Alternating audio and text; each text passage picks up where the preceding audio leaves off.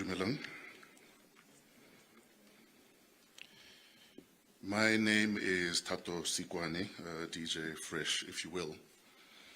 Now, when I was asked to speak at Mr. Show's memorial, first thing I asked myself was, I'm almost certain there's 100 people more qualified before me to take up this role. But the reason I didn't kick and scream or complain is because I fully understood that 99% of people who'll be watching this right now only know the Shona of the last 5, 10, 15, maybe 20 years. But there's still the boy that a lot of you know nothing about. There's still the foundation that a lot of you know nothing about. And one of the things I remember the most about Mr. Show was a post he made on social media, just talking about his journey and his resilience, and about the fact that, I think it was at an audition where one of the directors told him that his problem is that he's not memorable and that he wouldn't go far in the industry. And I remember reading that and thinking, this is such, am I allowed to say twak? This is such twak. This man is so memorable. I've got memories of him from when we were even 8, 9, 10 years old. So I said to myself, you know what, I'm going to actually go and talk. But the challenge is, what do I talk about? Do I talk about the boy born in the 70s and raised in the 80s that always stood out because he was memorable? Because he's always been the man. He's always been that guy. Shona was a hunk even when we were 10, guys. I don't think you understand. Do I talk about a childhood spent with such a wide range of friends, where we rode our bikes, carefree, roller skated, we went bird hunting even. In fact, I said this in a video that I posted the other day, that my fondest memory of Shona goes back to, I think it was 1983, 1984. I was about 11, 12, he was about 9, 10. After tearing through the neighborhood on our bicycles, we ended up at Ma Fergie's house, as she was often affectionately known.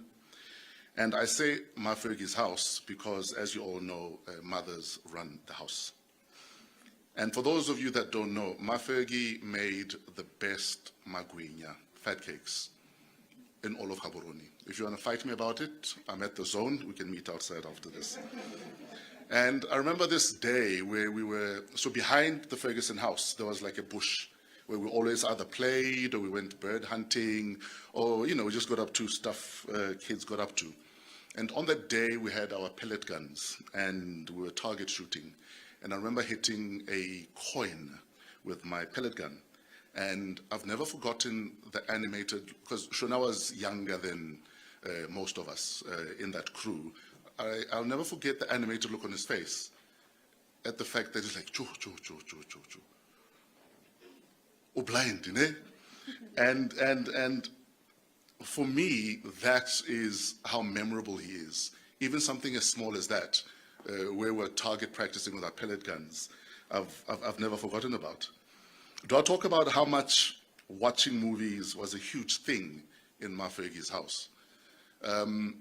I think if ever there was a movie collection Olympics of the 80s, the Fergusons would have won it hands down. There were movies everywhere. I think at some stage there wasn't even a filing system. They were just stacked everywhere. And I'm actually not surprised that Shona ended up making movies. Do I talk about school holidays spent hanging around on the veranda at the Apiri house, laughing, dreaming, listening to music? I mean, I close my eyes and I go back to that veranda. I see you, Shona, or Shooks, as we called you at the time. Your brother, Chomi, also known as Alfie, Dominic, or Domi. You, Mr. Shooks. The Apiri sisters, Ritumezi, Mamello, Refilwe, Trevor Bernhardt, Buikanyo, also known as Limporwana, Victor, Chris. I even see my late cousin Peter Mabuto, who lived down the road from you. Do I talk about how my heart breaks for your family and the Apiri girls? I mean, you all were literally neighbors. And you know, as kids do, there was a hole in the fence so that it was easy to hop from one family's house to the other. I don't know how the parents felt about that, but that is why there was a hole in the fence, so that it made it easier to visit. Do I talk about the combi? Guys, before the Trompi's bus, there was the Ferguson Mitsubishi. I still remember the number plates. The number plates of that Mitsubishi was BD4322. It was later nicknamed Boys and Dames 4322 because there was always boys and there was always girls in that Mitsubishi. And in fact, at that time, I think we called Shona Jack. That was Shona's nickname at the time of the Mitsubishi. In fact, another big memory I have of Mr. Shaw was his love for music. So whenever the Mitsubishi came driving down the street, or the Cressida, they had a dope Cressida, it was a BD777, if I'm not mistaken. I have a good memory. It was BD777. So how you knew it's Shona driving the Mitsubishi or the Cressida was because any one of these songs was playing, and it was playing very loudly. There was an artist called Sydney. He had a song called Bo Mama's Baby. Mama's Baby. Shona loved that track. Or he'd be playing Snap, The Power, Keith Sweat, Make It Last Forever. There was also a remix of Keep It Coming by Keith Sweat that Mr. Shaw loved a lot. Soul to Soul Joy, the Good Vibrations remix. He loved that to hell. Don't talk about the boys. So in high school, Shooks had a band of merry men, or boys, fondly referred to as the boys. They were all pretty boys, all of them. Dihanka, if you will.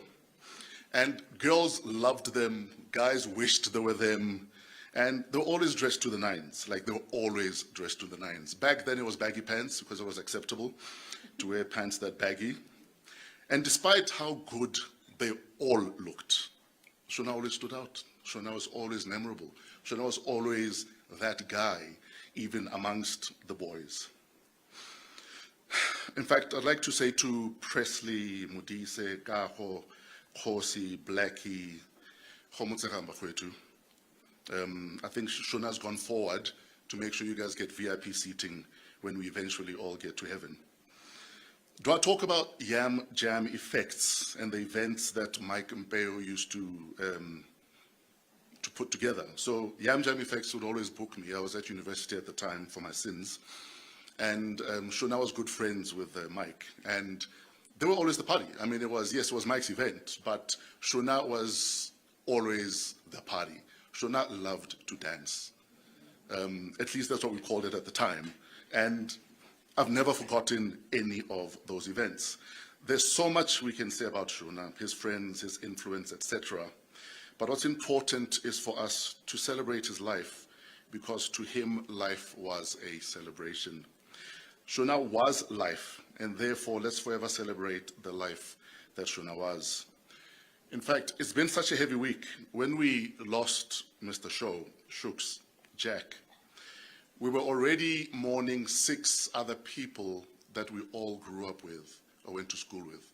All of these people passed away within the space of 10 days.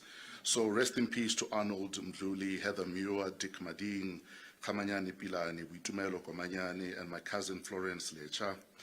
God is clearly assembling an army of talent and leadership. Sis Connie and the Ferguson clan, Leradimile Lesole, and for that we are eternally grateful. Lerato li ditapelo kitseo. Shona, you left a big void in our lives. We have to learn to live without you physically, but you'll forever be in our hearts. You're imprinted in them. We love you dearly and will forever love you. Rest in peace and stay memorable.